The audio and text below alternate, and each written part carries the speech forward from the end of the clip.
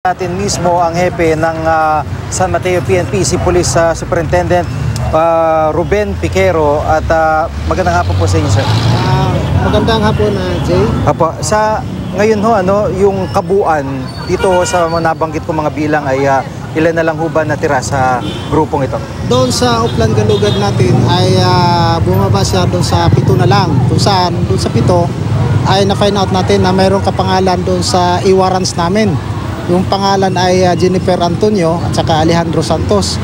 Pero yung 26 na figure natin kanina ay nananatili pa rin yung pasok doon sa search warrant po natin.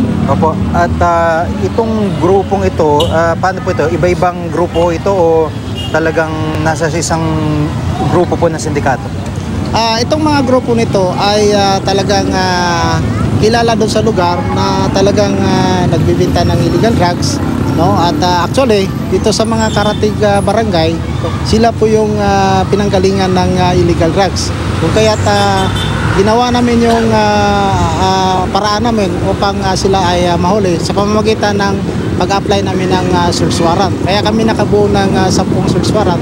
Yung in-apply namin doon sa lugar na yon ay nahuli namin doon sa ito doon sa 10 search warrant ang positive. No? At yung kabuuan niya doon sa nahuli namin ay umabot sa 26 Apo. ng mga suspects. Ano po yung mga nakumpiska nyo doon sa operation na ginawa po? Ang nangkumpiska namin doon sa naturang raid namin ay droga at saka paraphernalia lang naman. Wala namang mga firearms na nahuli namin. Wala po, wala mang granada, armas, Wala po. Oh. Gaano katagal na ho na nag-ooperate yung mga grupong ito doon sa area? Kung titingnan natin sa data ng aming istasyon ay matagal na nag-operate yung mga yon. Ngunit dahil nga doon sa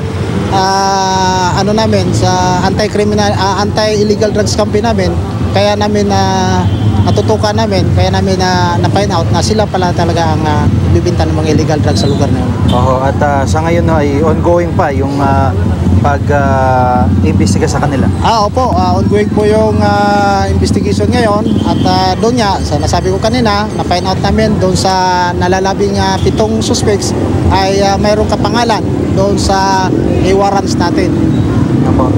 Maraming salamat po sa mga update at sa pagkakataon. Sige sir, maraming salamat din po. Si Police Superintendent Ruben Piquero, siya po ang hepe ng San Mateo PNP.